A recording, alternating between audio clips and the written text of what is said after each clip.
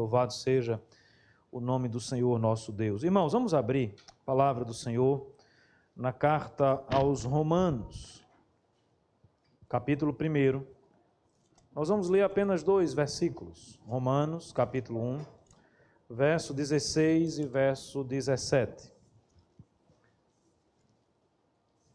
Eu já falei em outras oportunidades aqui, eu tenho tido a prática, de expor as Sagradas Escrituras de forma continuada. Temos já há alguns meses, pela manhã, meditado, expondo o Evangelho de João. E a cada dia eu sempre me impressiono como, quando expomos a palavra de Deus dessa forma, os textos eles casam muito bem com os momentos, com as situações que nós experimentamos mês após mês. De fato que eu diria que hoje, e não posso chamar de coincidência, mas de providência de Deus, a mensagem de manhã ela está intimamente ligada àquilo que nós vamos falar hoje à noite. É algo extremamente associado ao momento em que rememoramos a Reforma Protestante. Romanos capítulo 1, verso 16 e 17, é um texto muito especial para os reformadores, porque foi através da meditação nesse verso, especialmente na afirmação, o justo viverá por fé, que Martinho Lutero, então, ele encontra finalmente a paz que o seu coração tanto precisava, tanto almejava. Martinho Lutero lutava com o seu pecado, lutava com as dificuldades, lutava com a sua desobediência, e a possibilidade do inferno apavorava o seu coração. Ele sabia o que ele fazia, ele sabia quem ele era. Inclusive, como monge, ali na sua lida religiosa, mesmo assim ele sabia que era um pecador, e a justiça de Deus diante dos seus olhos era algo que trazia profunda perturbação ao seu coração. E ele não conseguiu encontrar paz, senão quando compreendeu, quando percebeu que nós somos justificados pela fé somente. Ele não encontrou paz, senão no momento em que percebeu que o justo vive pela fé. Ou seja, o justificado é aquele que crê no Senhor Jesus. E obviamente que todo aquele que nele crê, não haverá de perecer, mas haverá de desfrutar da vida eterna. Isso é, meus amados irmãos, o Evangelho. É isso, e eu faço aqui uma ponte, um link com a mensagem hoje pela manhã, aqueles que puderam ouvir e acompanhar. É isso que nós aprendemos no finalzinho daquele momento em que o Senhor Jesus lidava ainda com aquele cego que foi por ele curado. O cego que tinha tido a sua vista completamente recriada, restaurada, mas que estava sendo perseguido pelos fariseus, arguído pelos fariseus, e no último momento de encontro com o Senhor Jesus dissipa a cegueira espiritual da sua vida, fazendo a única pergunta que pode trazer verdadeiramente cura à cegueira espiritual, fazendo a única pergunta que pode curar a mente, o coração incrédulo. Você crê no Filho do Homem? Você crê em Jesus Cristo? Você crê no Filho de Deus? Você crê que Cristo veio ao mundo, habitou entre nós, e Ele é o Messias? E aquele homem diz, onde Ele está para que eu creia? Ele diz, você está vendo, E ele disse, eu creio. Prostrando-se, ajoelhando-se, a expressão lá é essa, ele adora ao Senhor e Salvador Jesus Cristo.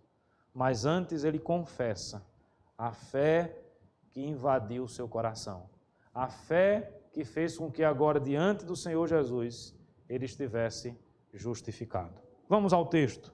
Romanos 1, verso 16 e 17 diz assim, pois não me envergonho do Evangelho, porque é o poder de Deus para a salvação de todo aquele que crê, primeiro do judeu e também do grego.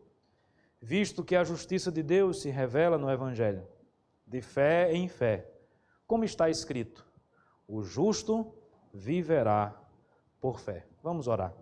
Senhor nosso Deus e Pai de misericórdia, nós clamamos e pedimos nesse instante a bênção de podermos ouvir a Tua palavra, por ela sermos instruídos e tocados.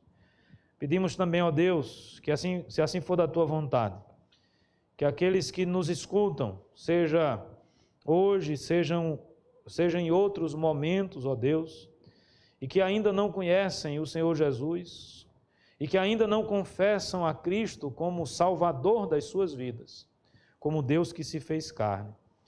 Que se for da Tua vontade, ó Deus, essa palavra possa produzir a fé necessária para a justificação de cada um deles.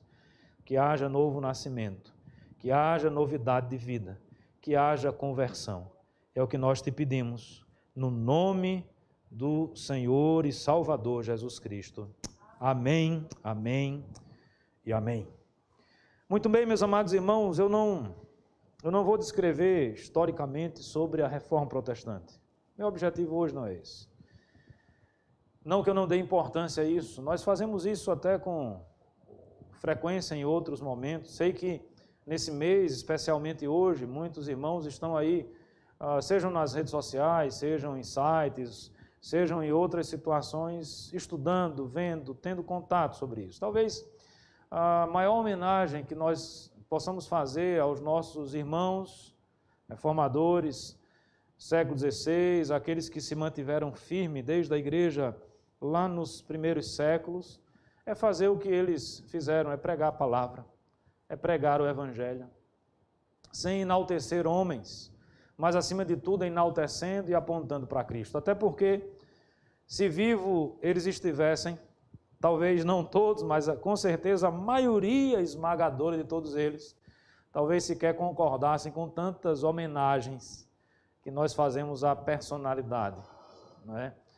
Quando na realidade todos eles resgataram justamente aquilo que é fundamental na vida da igreja, apontar para Cristo somente, não é? Como sendo o autor, consumador da fé, aquele que é digno de receber toda a honra, toda a glória, todo o louvor.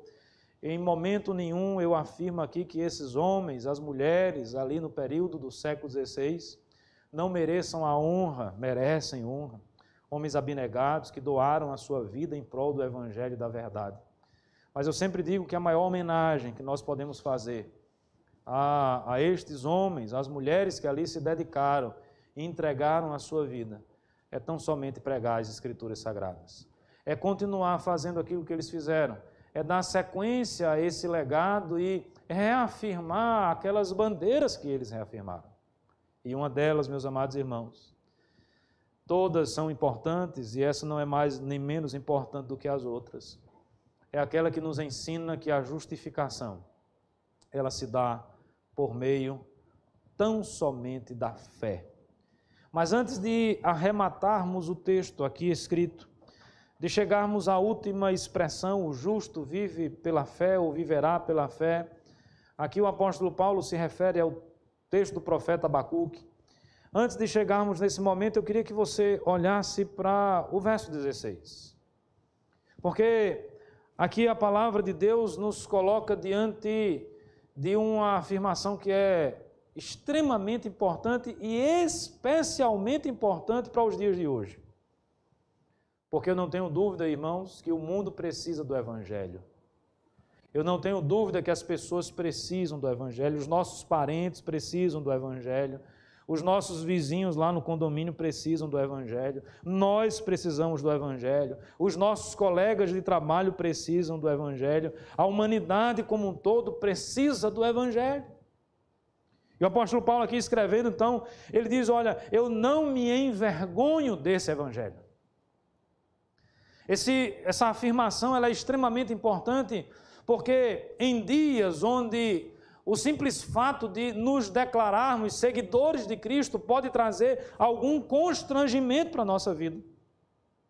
Em alguns casos, vai além do constrangimento. Se pensarmos, por exemplo, no primeiro século, os cristãos eles foram inclusive chamados de ateus, não é?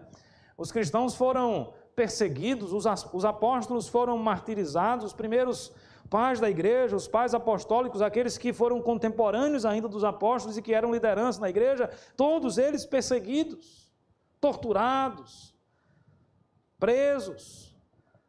Mas em nenhum momento eles abriram mão de pregar o evangelho. Os apóstolos eram ameaçados e ao mesmo tempo que eram ameaçados, eles diziam: nós não podemos deixar de falar daquilo que nós vimos, daquilo que nós ouvimos, daquilo que transformou a nossa vida. E é nesse contexto que o apóstolo Paulo, outrora perseguidor, agora perseguido, alguém que sofreu naufrágio por conta do evangelho, alguém que apanhou por conta do evangelho, alguém que foi apedrejado por conta do evangelho, alguém que foi martirizado por conta do evangelho. Em nenhum momento ele se envergonha desse evangelho. E olha, meus amados irmãos, conhecendo um pouco da trajetória do apóstolo Paulo, nós vamos ver que ele pregou esse evangelho, inclusive, vamos dizer assim, nas cortes, na elite governamental do seu tempo. Ele vai até César apelando. E é como se ele estivesse caindo, numa figura que às vezes a gente costuma dizer, né? É como se ele estivesse caindo, estivesse no corredor da morte, né? Dirigindo-se ao momento final da sua vida, o último ano da sua existência, os 2 últimos anos da sua existência, quando começa o processo acusatório, difamatório contra ele.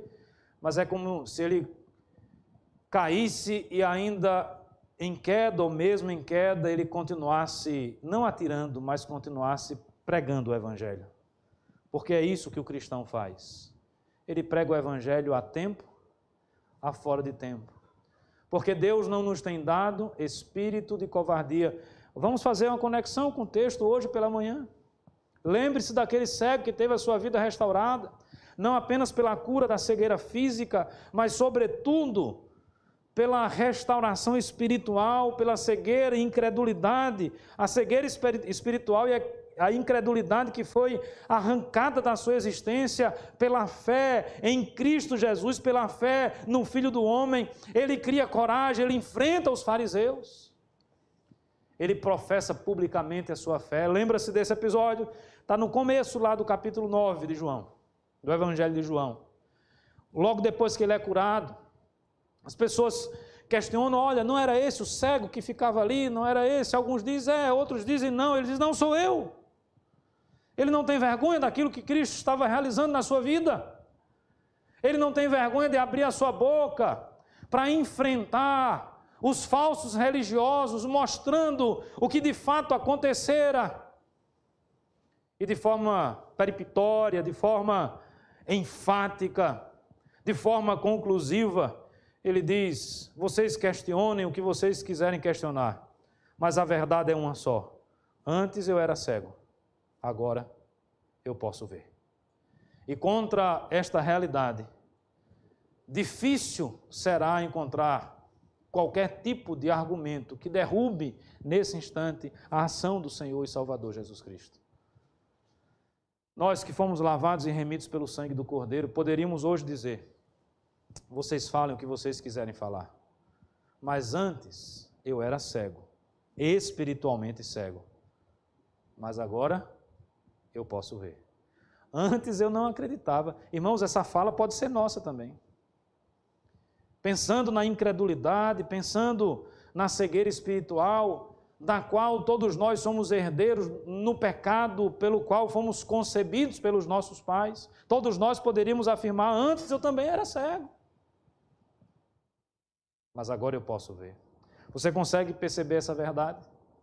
E nós podemos enxergar, nós podemos ver, porque um dia a obra do Senhor Jesus nos alcançou através da mensagem do Evangelho. E o apóstolo Paulo então diz: eu não me envergonho desse Evangelho. Por que ele não se envergonha do Evangelho? Por que nós não temos motivos para nos envergonhar do Evangelho? Meus amados irmãos, nós precisamos crescer espiritualmente. Nem crianças. Pensa na nossa perspectiva de crescimento humano. A criança, geralmente, muitas crianças não têm vergonha. Elas dizem o que vem na cabeça, na lata, né? Como a gente costuma dizer.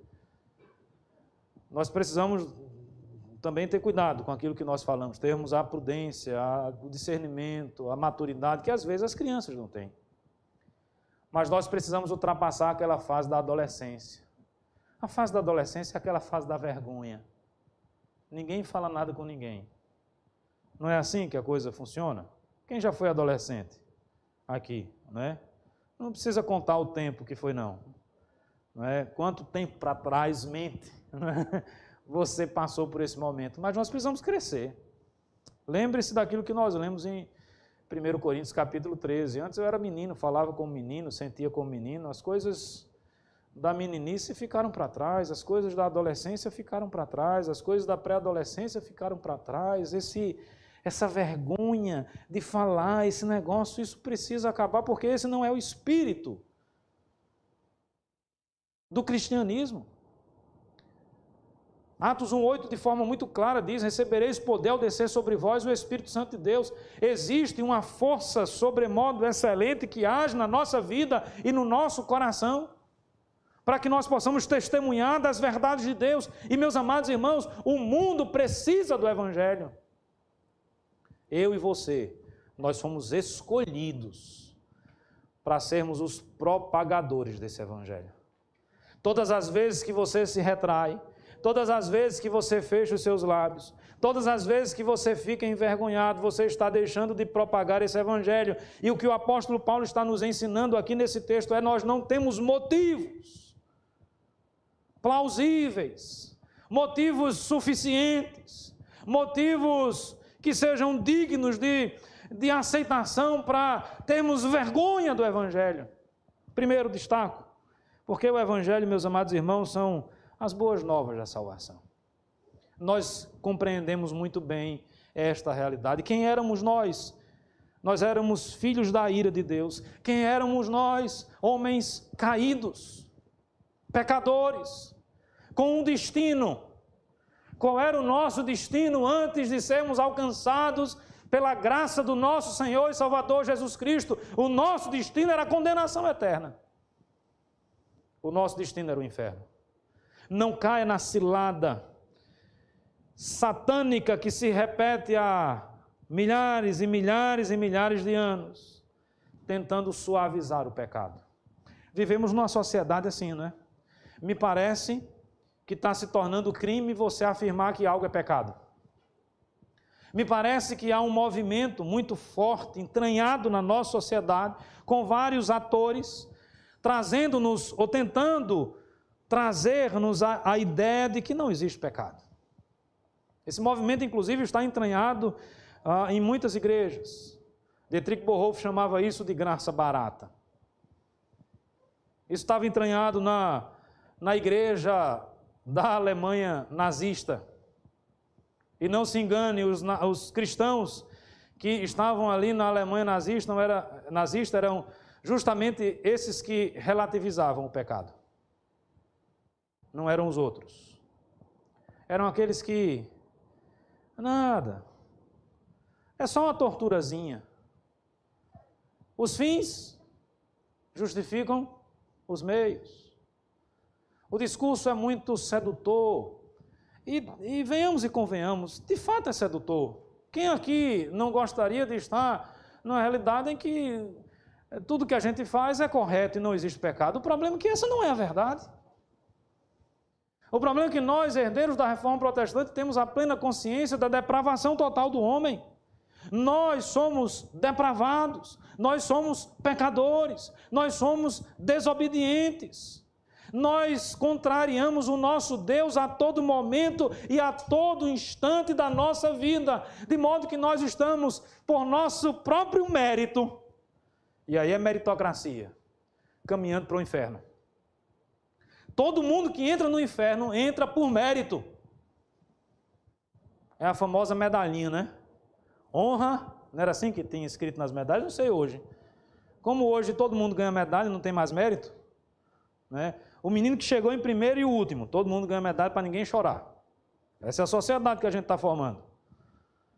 Mas antigamente, pelo menos na minha época, era assim, estava lá escrito na medalha, ganhava o primeiro, o segundo e o terceiro, o resto podia chorar, à vontade.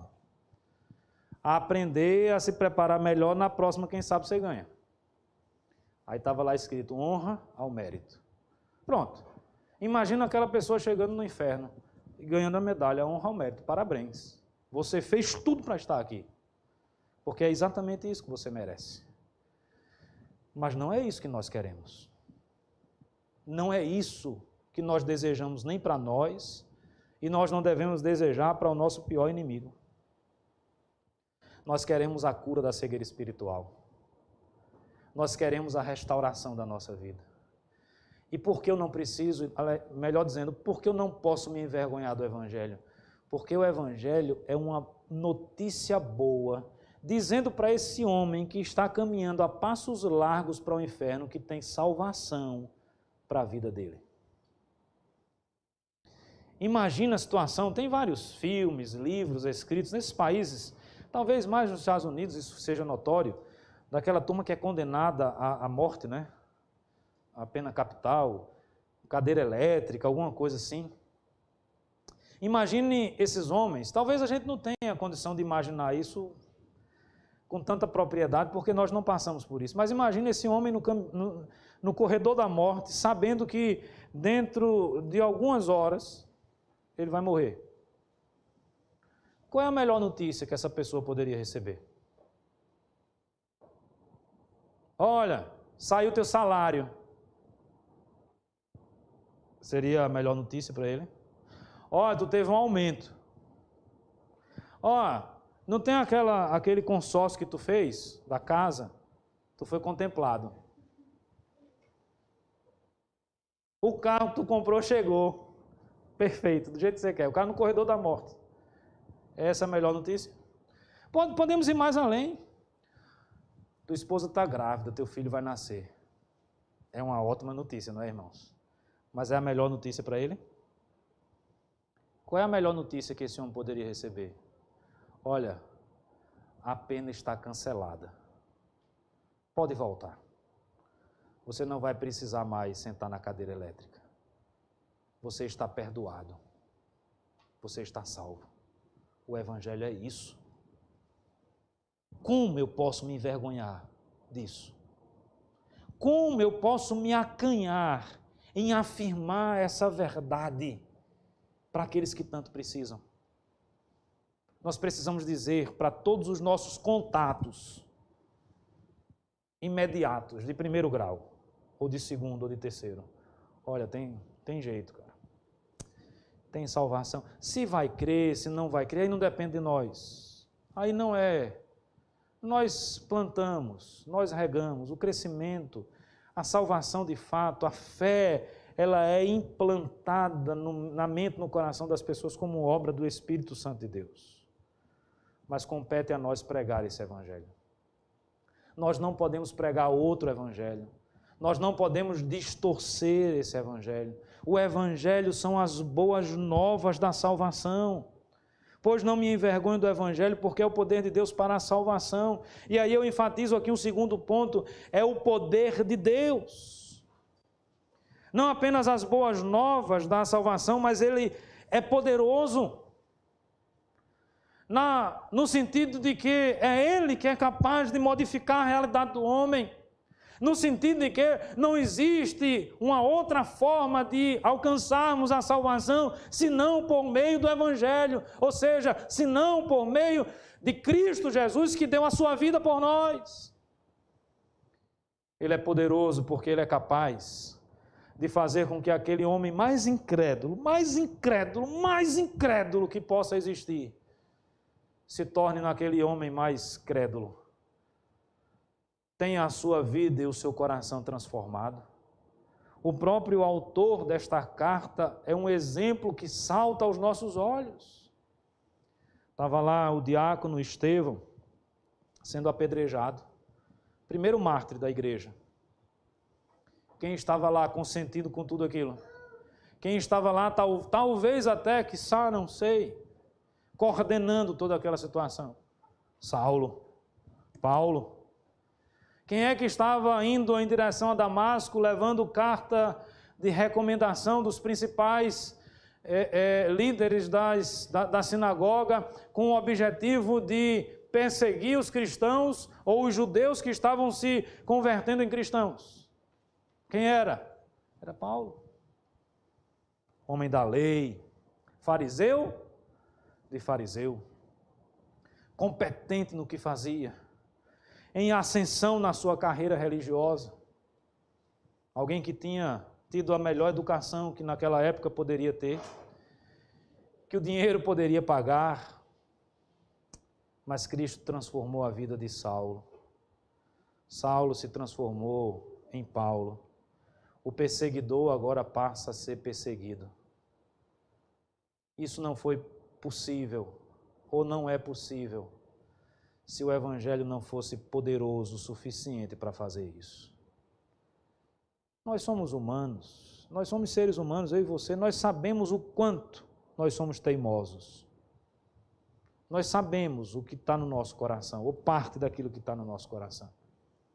Nós sabemos perfeitamente. Mas nós sabemos também aquilo que Deus fez na nossa vida. A transformação que Ele operou no nosso coração. Nós não podemos nos envergonhar do Evangelho. São as boas novas da salvação. É o poder de Deus para a salvação. Não existe outra coisa que possa transformar verdadeiramente o homem.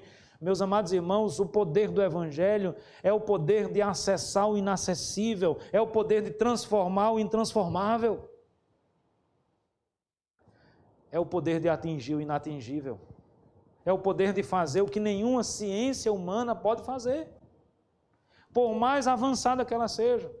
Lendo 1 Coríntios, me saltou mais uma vez aos olhos aquela parte do texto, né? Havendo profecia, desaparecerão.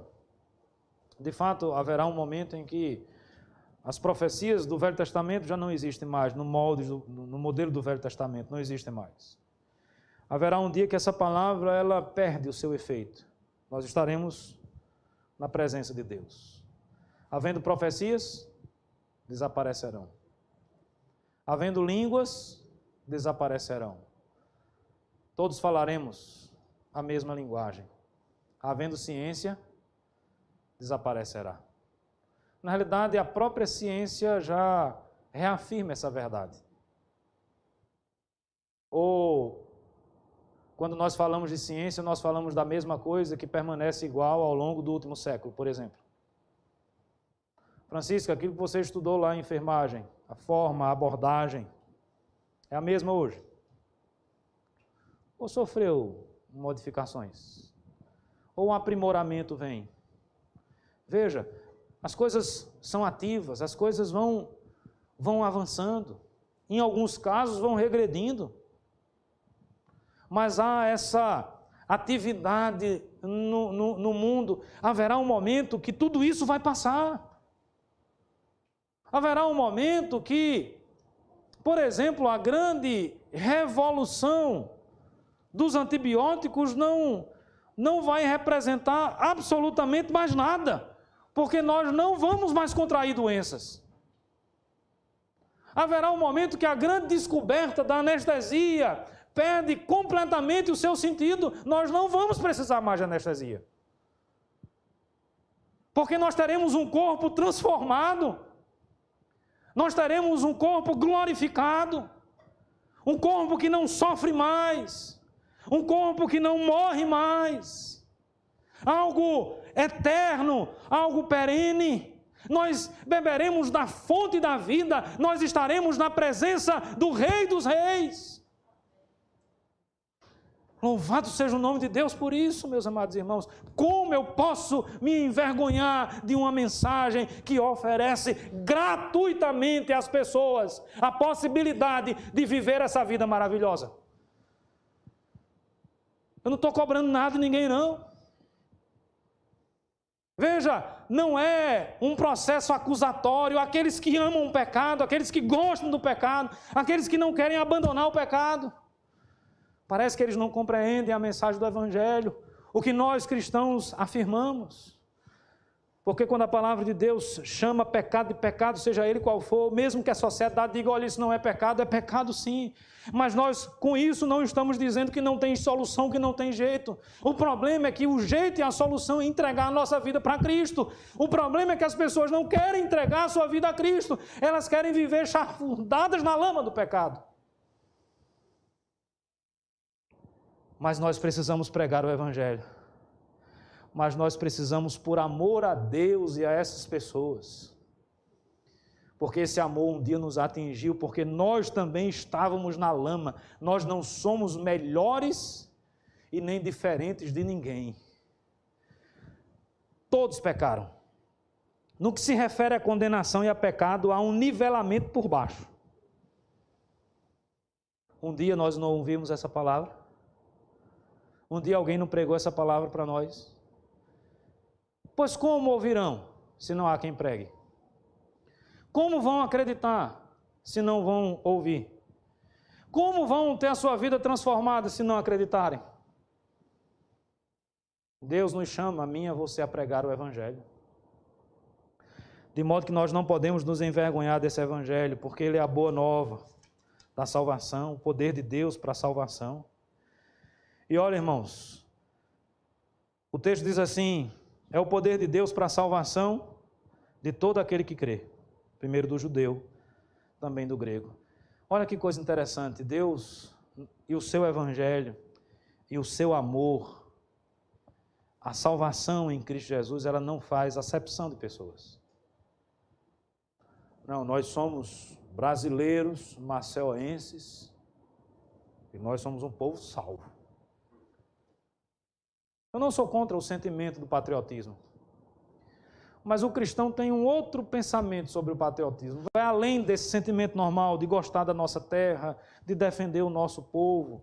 Não há nenhum demérito nisso. Lembre do texto, inclusive, que a gente leu de Abraão, de Isaac, a morte de Abraão, a morte de Isaac. Eles foram enterrados com quem?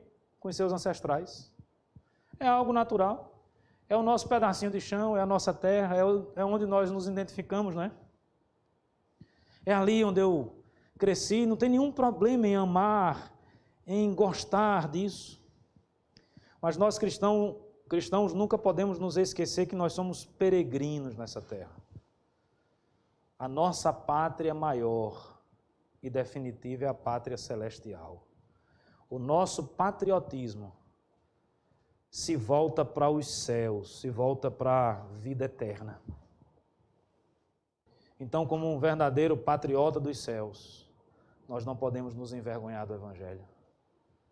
Nós queremos anunciar essa pátria. Nós queremos falar bem dessa pátria. Para quem? Para judeu, para grego, para brasileiro, para sul-africano, para norte-coreano, para cubano, para venezuelano, para inglês. Não importa. Não importa a etnia, não importa a nação, não importa a tribo. O Evangelho é para todo aquele que crê. É para todo aquele que crê. E aí um dos grandes pilares pouco talvez explorado, da reforma também, é a perspectiva de que nós precisamos anunciar essa verdade a todo mundo.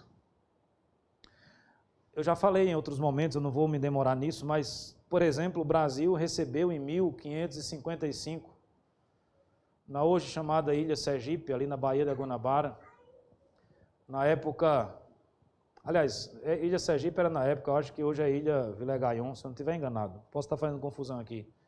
Calvinistas mandados pelo próprio João Calvino, na perspectiva de evangelizar, na perspectiva de anunciar as boas novas do Evangelho, obviamente que fugindo também da perseguição naquele período da guerra, né? Católicos e protestantes, era violenta de todos os lados, a morte existia por conta de questões religiosas. Mas a visão de atravessar o oceano, a visão de anunciar essa mensagem, não porque existem povos primitivos, não é nessa perspectiva. Porque o homem mais sofisticado que pode existir no mundo, ele é tão pecador como o homem considerado o mais primitivo do mundo. O homem que chega em casa e faz assim, e as luzes se acendem, e ele dá uma ordem: Alexia, toca Vencedores por Cristo. E a Alexia vai tocar Vencedores por Cristo. Ele é tão pecador quanto aquele homem que está lá no meio do mato, esfregando um graveto no outro, para sair uma fagulhazinha e fazer fogo. Não há a menor diferença espiritual entre um e outro. Ambos são cegos espirituais. Ambos precisam da graça de Deus. Lé do engano do homem sofisticado da nossa época, achar que a sua sofisticação vai ser a sua salvação. Não é. Até porque, irmãos, a história denuncia o homem sofisticado, não denuncia? O homem sofisticado continua matando. O homem sofisticado continua deixando que o seu próximo morra de fome. Que sofisticação é essa? E aí, nós concluímos aqui a perspectiva da justificação pela fé. Porque, irmãos, é assim a lógica. Nós somos pecadores. Acompanha comigo o raciocínio. Se você já sabe, reforça. Se você ainda não compreende, que Deus possa iluminar o seu coração e a sua mente nesse momento. Nós somos pecadores. Nós temos contas a pagar diante da justiça de Deus. Sabe qual é o problema? É que nós não somos capazes de produzir a justiça ou de satisfazer a justiça de Deus. Na lei dos homens, fulano fez alguma coisa errada, paga 5 anos. Eu paguei 5 anos, eu estou quites com a justiça. Eu estou livre, eu paguei a pena. O problema é que a pena para o pecado é a condenação eterna. A única forma de você não ser eternamente condenado é se você cumprir toda a lei de Deus, o que é impossível para todos nós, por uma simples razão. Antes mesmo de pecarmos, antes mesmo de desobedecermos a lei, nós já somos pecadores. Então está todo mundo nivelado por baixo, como eu falei. Mas nós não precisamos estar justos diante de Deus ou nos encontrar justos diante de Deus, porque o nosso Deus não é o Deus que vai passar a mão na cabeça de ninguém e dizer, vamos aqui. Acho que foi o Papa João Paulo II que disse que se Deus é brasileiro, o Papa é carioca, né? Lembra dessa frase que ele disse? Num ditado, pegando um ditado popular que muitos dizem, né? Olha, Deus é brasileiro, não é? Veja, obviamente Deus não é brasileiro, mas nós não podemos pensar nessa perspectiva, se Deus é brasileiro, então ele vai dar o jeitinho brasileiro. Tu que estava condenado, vem para cá, aquela justiça, né? Que levanta um pouquinho a venda. Quem é? É fulano, não. Fulano vem para cá. Para os amigos, as benesses da lei. Para os inimigos, os rigores da lei. Não, Deus não é assim. O que você possa entender do que existe de mais justo está em Deus. Ele é a plenitude da justiça. A nossa justiça é trapo de imundícia. De Deus não. Mas como satisfazer a justiça de Deus? Só tem uma forma. E aí entra o amor de Deus. Aí entra João, nos ensinando que Deus nos amou de tal maneira que mandou o seu único filho morrer na cruz do Calvário. Cristo pagou o preço. O Cordeiro de Deus que tira o pecado do mundo. Aquele que foi imolado, ele se sacrificou, ele se entregou. O preço que a justiça cobrava, a morte, certamente morrerás, lembra? No dia que dele comeres, ou seja, no dia que você pecar, certamente você vai morrer. E o último inimigo a ser vencido é justamente a morte. E quem faz isso? Cristo Jesus. Por que Cristo ressuscitou? Porque ele morreu sem pecado e ele venceu a morte, porque ele é o Filho de Deus, é o Deus que se fez carne, é o Senhor e Salvador da nossa vida. Então, como ser justificado? Não existe outro caminho. Eu preciso ser justificado perante a lei de Deus, porque Deus não é brasileiro para dar o jeitinho. Deus é justo, verdadeiramente justo. E nós precisamos dessa justificação diante de Deus. Como é que isso é possível? Pela fé. E o que é essa fé? Naquele que nele crê. Fé é isso, é crer. Está aqui a expressão crer também, não é? Quando diz que o Evangelho é o poder de Deus para a salvação de todo aquele que crê. Então Lutero compreendeu naquela sua angústia, diante dos pecados que ele existia, que não era pelo seu mérito. Não adiantava as penitências que ele poderia fazer, não adiantava o alto flagelo, né? Aqueles monges que produzem essa dor, esse sofrimento. Até hoje tem muita gente que ainda aplica esse flagelo como se isso aplacasse o sofrimento, e geralmente quem faz isso é quem está sofrendo, né? E aquele se cortar, aquele flagelo que eu inflijo ao meu próprio corpo, é como se fosse uma fuga daquele sofrimento. E Lutero finalmente descobre que o flagelo também não vai aplacar o sofrimento, não vai aplacar a angústia, mas existe algo que pode trazer verdadeiramente paz ao nosso coração. A fé em Cristo Jesus, como Senhor e Salvador da nossa vida. É por isso que o justo, ou seja, o justificado diante de Deus, ele vai viver pela fé, e tão somente pela fé. Eu escrevi sobre isso no texto do boletim. E eu fecho com essa frase que eu botei, eu acho que no boletim também. Não esqueça, a fé sem obras é morta. É sempre importante frisar isso, porque tem muita gente que pega a teoria, a justificação é pela fé e ponto. Agora eu estou salvo, vamos fazer o que a gente quiser. Vamos pintar e bordar. Onde abundou o pecado, superabundou a graça. Nós não defendemos essa graça barata. A verdadeira fé, ela traz consigo obras dignas daqueles que foram lavados pelo sangue do Cordeiro. Obras dignas daqueles que são chamados pelo sangue ou pelo nome do Senhor e Salvador Jesus Cristo. Herdeiros ou co-herdeiros, irmãos, adotivos, adotados, e sempre em Cristo Jesus. Que possamos reafirmar somente pela fé. Que possamos propagar o Evangelho, eu e você, nós não temos do que nos envergonhar. Essa palavra é o poder de Deus para transformar o mundo e o coração das pessoas. Que Deus nos abençoe. Amém e amém.